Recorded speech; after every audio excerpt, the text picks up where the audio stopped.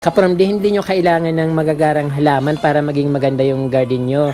Ito kaparmdi, yung mga halaman ko parang wala naman tong value eh. Parang ano lang to, kung bibili nyo mas 10 piso, isang tangkay 10 piso, tapos yun antayin nyo na lang dumami. Pero para sa akin kaparmdi, 4 na varieties lang ng coleus na itanim mo sa garden mo, okay na, basta yung makulay, yung katulad nito, may pula, may neon, tapos mayroon peach, mayroon ito, hindi ko na alam kung anong kulay nito. So solve na kaparmdi, basta yung magkaroon ng buhay yung garden mo, kahit na ba kulay yung kulay green, basta mayroon isang attractive na halaman doon sa maganda na yon.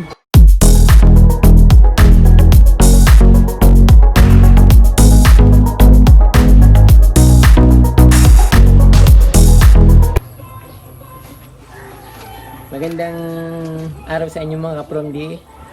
Gusto ko lang i-share sa inyo kung paano maging makulay ang halaman or kung paano maging makulay yung garden, maging attractive kahit na walang mga magagarang halaman or kahit na simple lang yung halaman mo at ilang piraso lang. So hindi mo kailangan bumili ng magandang halaman para maging attractive yung garden mo. Ang mahalaga mayroon buhay siya. Buhay tingnan, makulay. So, kapromdi yung ginawa ko, simple lang. Wala akong wala akong mga rare plants. Hindi ko alam kung anong klase yung mga rare plants dati eh.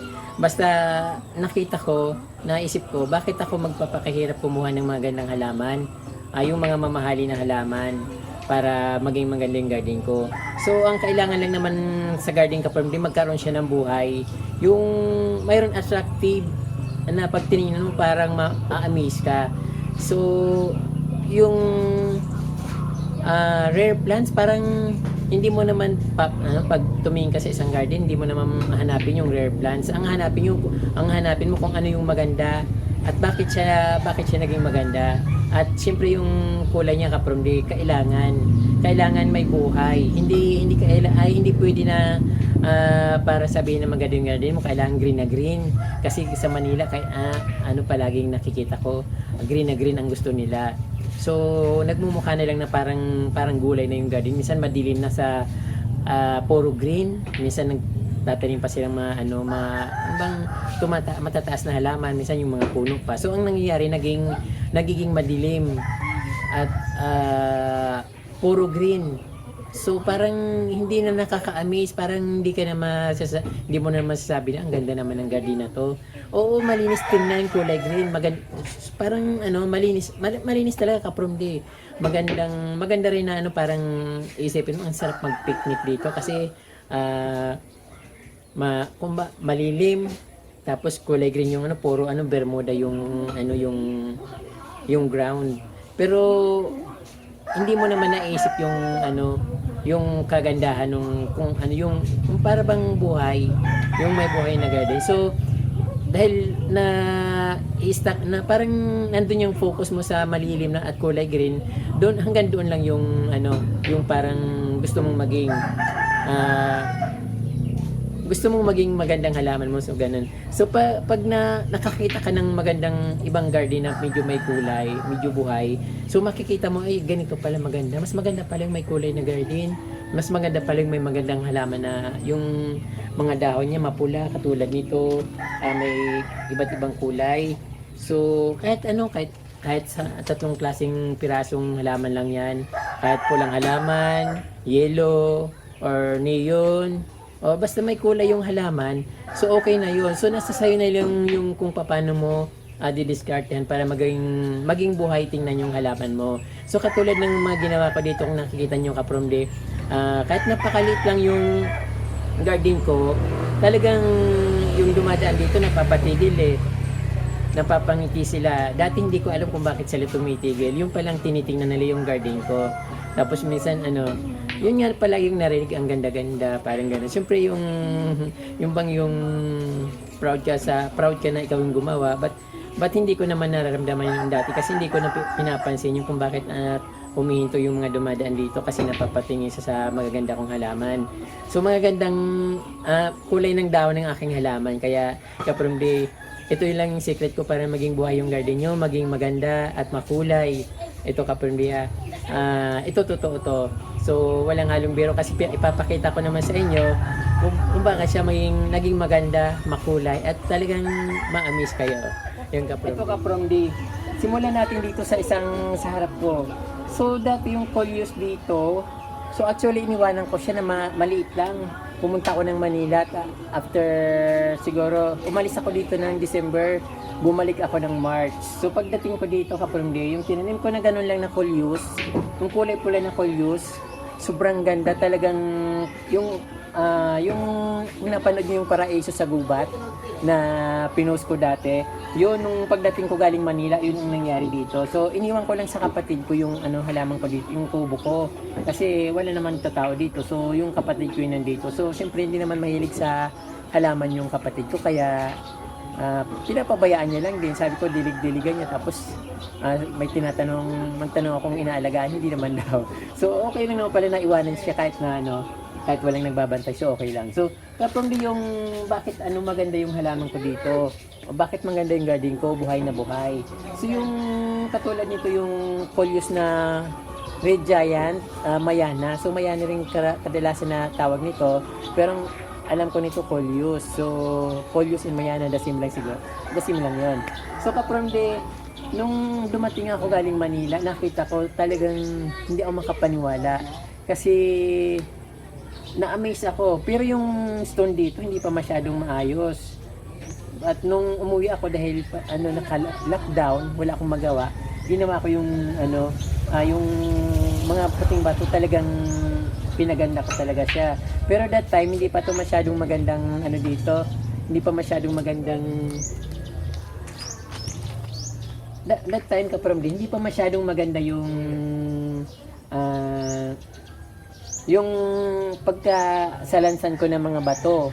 So yun nga, umalis ako, tapos yung pagdating ko inayos ko yung halaman na pula dito. So habang nandito tinitingnan ko, maraming dumadaan, napapangiti sila, kala ko akong nilingitian. Yung palang yung Mayana na halaman na nilagay ko dito. So gustong gusto nila yon. So dahil doon, dinamihan ko yung tanim ko ng mga pulang halaman dito sa sa garden ko.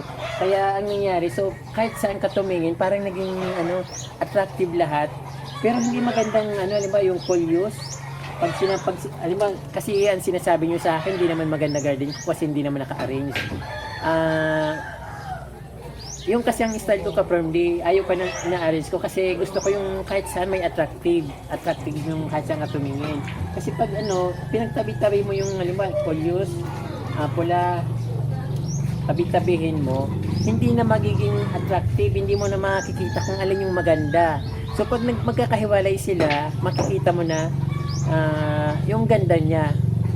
Katulad nito, parang halimbawa magkakatabi sila, madami. Siyempre lahat sila maganda, pero hindi mo malalaman kung alin yung maganda, kung alin yung attractive. So ang ginawa ko, magkakahiwalay. Para kahit saan ka tumingin sa aking garden, may buhay, maganda. So kaya yung doon sa banda doon, ginawa ko rin, may mga halaman din na tinaniman ko rin ng iba-ibang halaman. May halaman sa gitna, sa harap, may halaman dito sa aking kanto ng kubo, may halaman doon sa yung nanay ko nanonood. Yung may halaman ako doon ng pula. So kaya naging makulay yung garden ko, naging buhay siya. Kaya yung Kapromdi yung pinakamagandang gawin para magkaroon ng buhay yung garden mo na parang kulay green ng lahat. Kasi para sa akin kasi hindi naman kailangan i-arrange mo yung halaman kasi yun ang style ko, parang bang gusto ko kasi magmukhang paraiso, yung kahit saan ka tumingin mayroon attractive, mayroon makulay na makikita, yung parang nakakaano sa mata, parang wow, ang ganda-ganda nun, parang ganun, ang ganda nung nandoon, doon tayo pa. Yung gano'n, di ba pag pupunta ka sa garden, ang tinitingnan mo kagad yung may hinahanap kong isang maganda, or hindi yung pupunta ka lang doon para pasya lang. Siyempre tinitingnan mo yung halaman. Parang minsan makikita mo yung isang halaman na parang kulay-kulay. Sabi, picturein mo ako dito, maganda dito. O di ba ganon? Pero pag yung ano doon lang yung attractive sa isang banda sa ano mo. Tapos hindi mo malalaman kung alin yung maganda doon. So pero magkakahiwalay sila, lahat sila magaganda, lahat mapapansin yung halaman mo.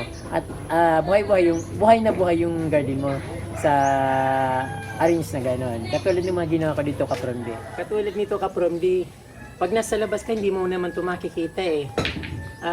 Ang tingin nila dyan sa nakafocus sa nakaharap sa kanila. Pero pag pumasok ka dito, makikita nila may mas maganda pa palang halaman. Mayroon pa palang mas magandang makikita. Kaya parang kahit saan ka pumunta attractive, parang buhay na buhay. Hindi yung sa isang sa isang part lang ng garden mo makikita. Doon lang yung magandang makikita. So dapat mayroon dyan sa harap, mayroon dito sa harap ng likod. Ganun ba yun? So katulad nito Kapromdi, napakaganda nito. So pag nandiyan, ayun ba, yung sabi ko nga, pag nandiyan ka sa labas, hindi mo to makikita kasi ang makikita mo doon. So pag once na pumasok ka sa isang garden, ma-discover mo na may mas maganda pa pala. So yung Kapromdi ang gusto kong sabihin sa inyo, mas may buhay pa pala yung pagpumasok ka sa isang itong Kapromdi yung nasa gitna ng aking parang island siya na ginawa ko, yung coffee table. So napakaganda rin siyang tingnan. So hindi rin siya nakikita sa loob ay sa labas ng garden ko, pero pag pumasok ka dito sa aking bakuran, makikita mo siya. So ayan, kahit saan ka pumunta may kulay. Napakaganda Kapromdi, di ba? So ayan. So ito Kapromdi ay idea ko. Kung gusto nyong gawin, so mas maganda kasi siyempre matutuwa ako, at least nakakatulong ako para maging maganda yung garden nyo, kung paano nyo bibigyan ng kulay, yung kulay green na garden nyo, na medyo magkaroon naman ng kakaibang dating. So ayan Kapromdi.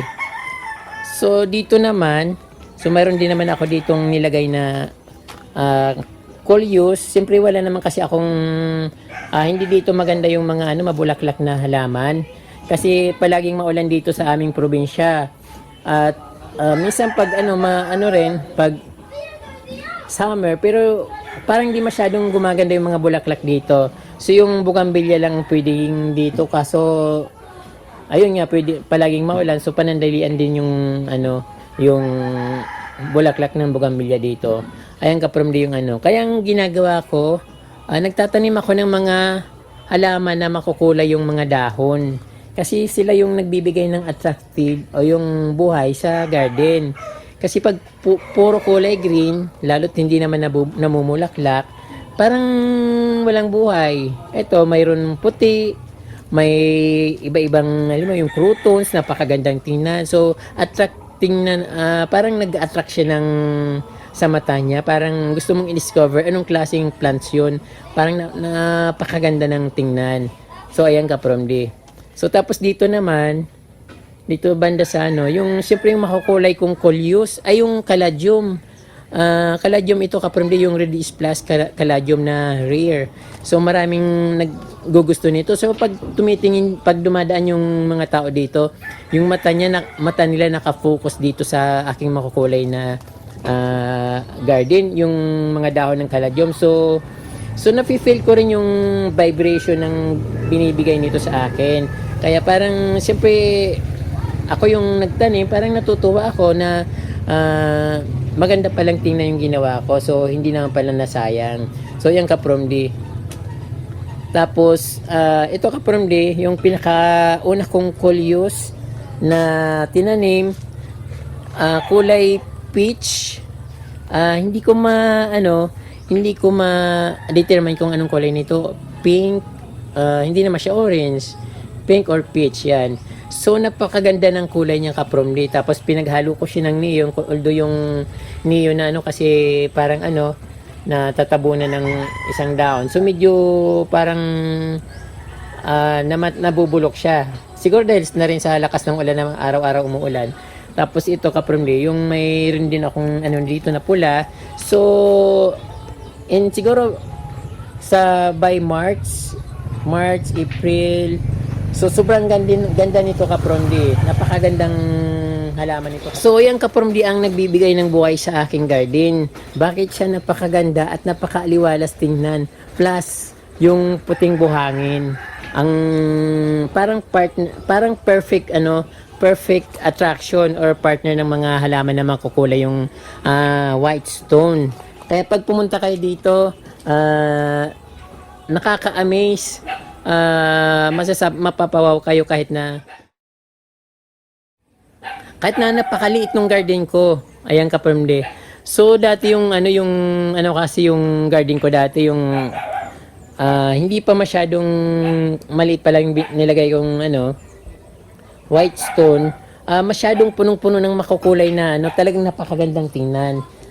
Kaya lang ngayon siyempre sobrang ulan, so hindi nabubuhay yung mga halaman, namamatay. Kaya yung natira ito, pero napakaganda pa rin tingnan kapromdi at buhay na buhay.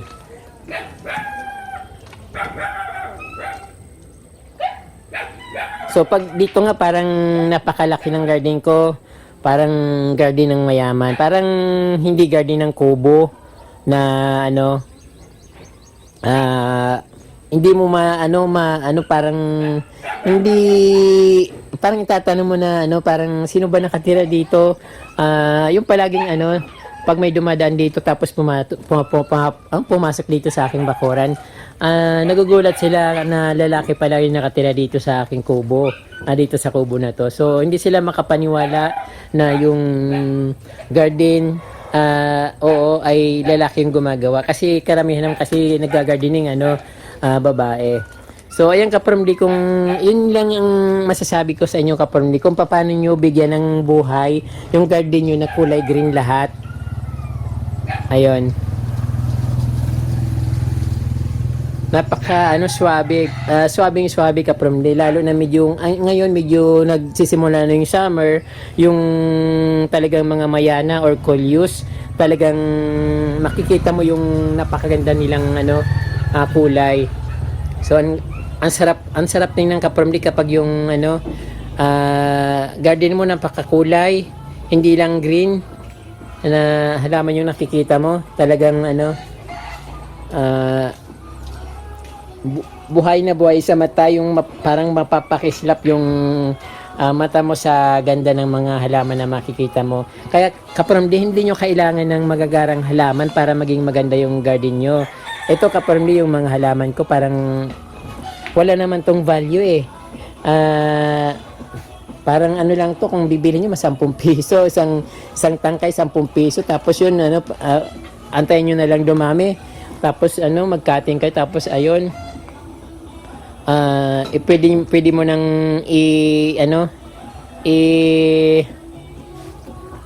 i-distribute kung saan gilid-gilid ng mga garden mo, para magkaroon ng buhay. So yan kapromdi, yung coleus ko ay lang ilang variety ba to? 1, 2, 3, 4, siguro 5 varieties lang yung kapromdi, yung yung mga coleus ko dito. So hindi mo kailangan anong tawag doon, mag-collect ng napakaraming coleus, kasi yung coleus kasi hindi naman lahat makulay But kung talagang coleus lover ka, okay lang. So kasi kung yun ang fashion mo, mag-collect ng napakaraming coleus, so why not? Yun ang gusto mo Pero para sa akin kapromdi, 4 na varieties lang ng coleus na itanim mo sa garden mo, okay na, basta yung makulay, yung katulad nito, may pula, may neon, tapos mayroon peach, mayroon ito, hindi ko na alam kung anong kulay nito. So solve na kapromdi, basta yung magkaroon ng buhay yung garden mo, kahit na ba kulay yung kulay green, basta mayroon isang attractive na halaman doon sa maganda na yon. Ito pa pala kapromdi yung yung napakaganda kong gumamela. So pag dumarating ng summer, nagiging kulay pink yung dahon nito. So na perfect siya kapag medyo may summer, tapos napakaganda siya sa isang tourist spot pag itinanim. So ayun kapromdi, napakadaldal ko, nangalay yung bibig ko, nangalay yung mga pangapanga ko kakadaldal. So hope na nakuha niyo yung point ko gusto kong maging makulay yung garden nyo, gusto kong lagyan, maging buhay yung garden nyo, kaya ko sinishare sa inyo kung anong ginawa ko, kaya ko pinapakita kung anong klase yung garden ko dito sa bahay kubo ko, kasi gusto ko ma-inspire kayo, bigyan nyo ng buhay yung mga garden nyo, hindi yung puro green lang. Nagpapakahirap kayong yung bumili ng napakagarang halaman, napakamahal na halaman, tapos hindi naman napapansin. Ito murang-mura lang, mga dahon-dahon lang ng ito, ano pa ang tawag nito, bloodleaf. Maganda na yan eh. Nagbibigay na siya ng kulay sa garden mo. So yung kaprombe, hope na nagustuhan niyo yung pinopoints ko or yung gusto kong iparating sa inyo na maging buhay yung garden nyo. So yung kaprombe, maraming salamat. Hope na nagustuhan niyo yung episode ko na ito, kahit na medyo daldal ako ng daldal at napakadami kong sinasabi. So yun lang naman kasi yung yun lang naman, allergy ako sa halaman, sa mga dahon.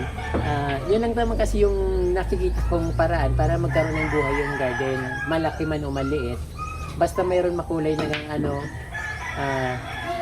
dahon. Hindi mo kailangan ng mga namumulaklak na halaman, kasi dito sa atin hindi naman masyadong namumulaklak yung mga halaman. Sa lang yun, sa Baguio or Tagaytay, okay magtanim ng mga namumulaklak na halaman doon kasi malamig. Pero yung mga ibang probinsya na katulad nito, parang tropical na climate, parang hindi masyadong maganda yung bulaklak. So mag-i-exist lang yung bugambilya. Paano kung hindi naman gumaganda yung bugambilya dahil maulan? So yung kaprombi, yung tekniko dito sa paghahalaman ko sa aking buhay na garden. So ang aking enchanted garden. Maraming salamat kaprombi. Don't forget to subscribe and share the video. Don't forget po na pindutin yung bell para pag nag-upload ako ng bagong video, updated po kayo. Maraming pong salamat. Mabalos.